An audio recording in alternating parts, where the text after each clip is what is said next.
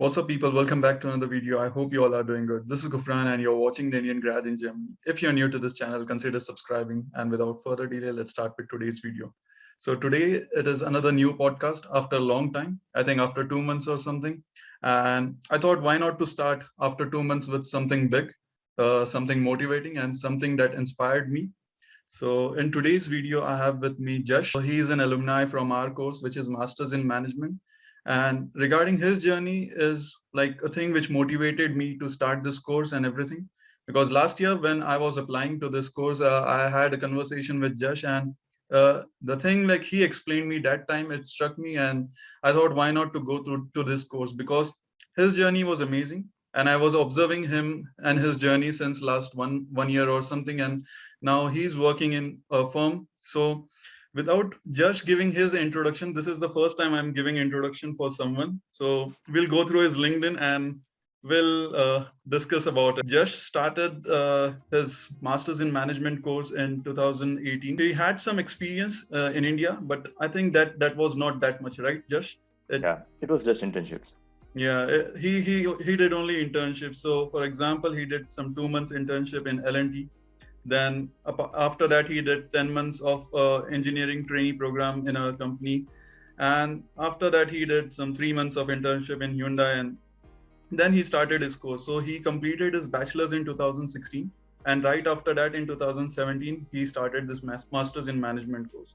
Yeah. Now, why this makes a difference in saying this, because he started immediately after his bachelor's, which is sometimes very difficult, because when you are completely fresher or you have only minimal experience as interns and everything, it is very difficult to enter into a new country with some less experience and start a course which is completely different to your background. So he did engineering, and after that in 1 year he switched to management.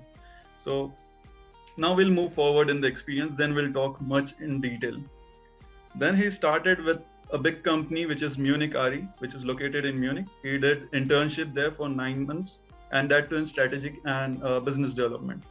Now, from here on, one thing is very similar in his experience, which I observed, and that felt like he's going towards the right track, because the next experience he did in Amazon, which was also as an intern for 6 months, which was in strategic portfolio management. Now, if you see, he is going towards only one thing, which is his main motivation towards business development and strategy. So he is taking up experiences in the field of through internships in the similar fashion.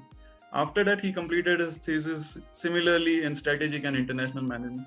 You can look at the trend; it is moving towards in a similar direction. His end goal again did an internship of 6 months, strategic and business development in Allianz. Now, doing all these internships for like 6 months, 8 months, 6 months, and so on with the thesis, he landed up a big job, which the terms like the job name and the designation is quite fancy, and it might feel motivating to someone, because it felt motivated to me. So he is now working as an assistant vice president, Reinsurance and Purchasing in Swiss RE Corporate Solutions. Now, this seems to be a big experience and a big portfolio under his name on LinkedIn.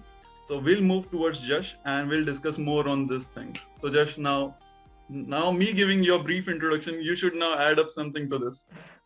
Yeah. First of all, thank you very much. I'm very humbled and happy that I'm here. And also, thanks for inviting. It's a pleasure to discuss or share my experience. So you mentioned most of the things. I mean, key milestones, internships, big names, this and that. And nothing much on my side to add, but maybe I can just give a brief overview. So I did my bachelor's in mechanical in 2016. So I finished 2012 to 2016. That was my bachelor's time. Mm-hmm. And right after that, I realized that I wasn't, let's say, very good in management or business or behavioral side or people's side of the business. And that thing made me realize that, okay, instead of specializing on some of the fields in engineering or making any kind of specialization in tech, maybe I should also focus on the other half, which is equally important. I mean, when I see it now, it was one of the right decisions that I made in 2016. So in a way, that was a kind of realization for me in 2016. And then my first choice was to do something in techno management side, so not 100% management, because then it would be, let's say, kind of big step, then completely switching from engineering to management. Then so first stop was to get some degree or enter into any university which provides techno management course. And I enrolled in some other university doing 50% engineering, 50% management. But I wasn't satisfied with the brand value with the university. And then I thought, okay, if I want to enter into water, then instead of putting just my leg or knee, Yeah. I should enter totally, right? And then I Yeah, selected two. exactly. And yeah, that's how I ended in Technical University Munich, master's in management. Hmm. And yeah, after that, selected the specializations, did my internships, wrote my thesis in the same field, and one after another, I landed the job in Swiss Re as AVP. And yeah, everything worked quite well. Uh, would love to discuss. Whatever you want, we can Yeah. enter. Yeah. So now as you told, like if I wanted to enter into the water, why should I just look from behind and enter a leg or something? I should enter it completely. So you had nothing to lose because you were actually having very minimal or no experience, right? Because you, True. you had nothing to lose. Like you can try and experiment yourself. So Mhm. this thing is something interesting because when people they have something experience and they come with some experience, they have some expectations back from their home country. Like I did Makes sense. this, I did that. Yeah. Mhm. But when you have a fresh mind, Mhm. you can start from a very fresh point and you can learn something big as you did. So it is just a part of, we can say, a mindset where Yeah. people have to go in that direction, right? What do you think on I this? of course, on impact and effort ratio, or let's say monetizing your existing skills, existing Hmm. experience, everything makes sense. But I would say if you're aiming something much higher, then there is nothing to lose. Even if you, let's say, cannot use your 2 years or 3 years of experience in India, right? Most of the people who select either management degree or some kind of specialization in foreign university, they have to adjust themselves. And in a way, all matters is at the end of the day how you, let's say, present yourself in an Hmm. interview. If you can somehow connect your old skills or old experience with the new role, then it shouldn't be a problem. So even for me, I was fresher, as you mentioned. I had no experience, no full-time jobs whatsoever. And then I entered into this course, masters in management.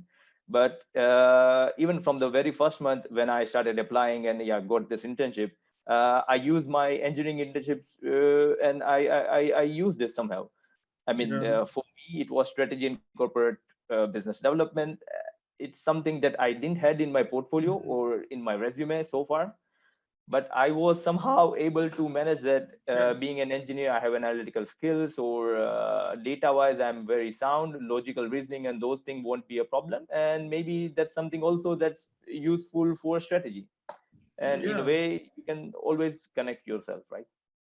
It is more about how we connect our past experience or past knowledge with present, because I see nowadays people getting rejecting for their applications. They apply multiple companies, and this happens mostly with freshers because they have only their bachelor's degree, and it is up to them how they showcase it to the recruiters. As you said, like you have analytical skills, you have a particular mindset towards solving problems, so you have to showcase that in a proper fashion, right? What I understand, based on seeing your profile, so you also landed the first internship pretty quickly in Munich. Yeah. Yeah. So So what I was would the say, story behind that? yeah. So maybe there is a backstory that might help you to understand it. So I came in Germany in April 2017. Hmm. It's not that I started my I came here in Munich and started here. So first I came and I joined another university, this techno Right. management course, which I don't want to mention the name, but I wasn't satisfied with it. And after 6 months, when I realized that okay, this is not what I want, I started applying before 2 months Hmm. before coming to Munich. And before even entering to Munich, I had two jobs. Two internships. Wow. So if I remember it correctly, 15th of October was my university semester date, Yeah, starting date, exactly. and 1st of November was my joining date for full-time internship. So I would say within 15 days I started my internship. But yeah, I mean, I applied so many times, hundreds of rejections, and I was expecting that. I mean, Hmm. as a student, international student in Germany, you might have also seen that, right? I mean, you apply Right. for so many companies, and rejection becomes a part of your, let's say, daily routine. You apply for five, Yeah. you get rejection for four, you might get invite for one interview, and that's all. Yeah, but the point is you should keep on applying because see internships and work student they don't have a fixed pattern from what I understood Mhm. is you have to apply and see you don't have to lose hope because every day you will wake up in the morning you will see rejections in your mailbox. So that is a part of routine, but the thing that you can learn is see even in 15 days you can get a job if you apply it properly, if True. you have that right mindset and motivation. True. Yeah, I would say here no one is going to motivate you. Like it's just you, and you just have to keep focused that Exactly. okay, what you want to want, what you want to do with your time in here or parallel to studies, because everybody gets some kind of job, right? I mean, it doesn't matter. I mean, earning Right. money, that's one thing that everyone can do. Either you do some labor work, and I mean, there is nothing wrong with that, or you Hmm. can do some kind of internship or working student position, which also adds Exactly. some value to your resume, and also earns you money that you can survive in Munich. So but yeah, it's totally self motivation that you need, because after, let's say, more than 100 rejections, you might even question yourself, okay, am I good enough, or is it just part of life? But when you talk with people, and especially in my case, I talked with many seniors. Hmm. I was one of the early batch of this masters Hmm. in management, but there were some seniors in prior batch who were very helpful to me, and they also shared something similar, that no, rejection is part of life, and yeah, Yeah. just apply. You just need one yes, and it doesn't matter how many rejection you collect. Yeah, exactly. Like if you lose hope at that point, like okay, there's something wrong with me, and you if you Yeah, start questioning yourself and your skills, then it will take that's a time vicious because cycle. you have to sometimes take rejections as well to True. go on that direction. Because even if I tell about something about myself, I had the similar experience like you. I was getting rejections. I was applying to jobs, and Mhm. then you only require some one yes or from one company like Right. you may be applying to hundreds of companies. See, it is a part of Mhm. life because you are coming into a True. different country. You are Yeah, they'll exactly. also take time to trust you and your skills. So True. it is completely new. So I yeah, would I say it's think not that you are not good enough. It's like the competition level that now is you are in. It's way higher than what you used to, and this isn't your comfort zone. First, you have changed the location. You are not native speaker, so everything is new for you. Second, you have Mhm. changed your field. So now you are not an engineer. You are a management guy. You have to shift Right. the heads, and in a way, it just becomes different, right? I mean, when I was in India, I now Mhm. if I see that, I was very much privileged. Home cooked meals. I didn't have to work anything. I had my mom helping me out a whole day. And in a way, here you are I mean, one man army. Right. So it is difficult, and it's very easy to question yourself. But yeah, motivation is the key. I mean, Exactly. And also moving towards this topic as well. So after this, you only moved towards internship. So what was the main goal of only doing internship? This question I had in my mind, and I also wanted to ask you, why not you went towards more towards working student jobs and everything? You only focused towards internships. So was there some specific motive towards doing only internships? yeah. Was there some reason? So yeah, for me, I mean, I do have a reason, but I'm not 100% confident that it's the right logic or not, or if it's true in its entirety or not. Okay.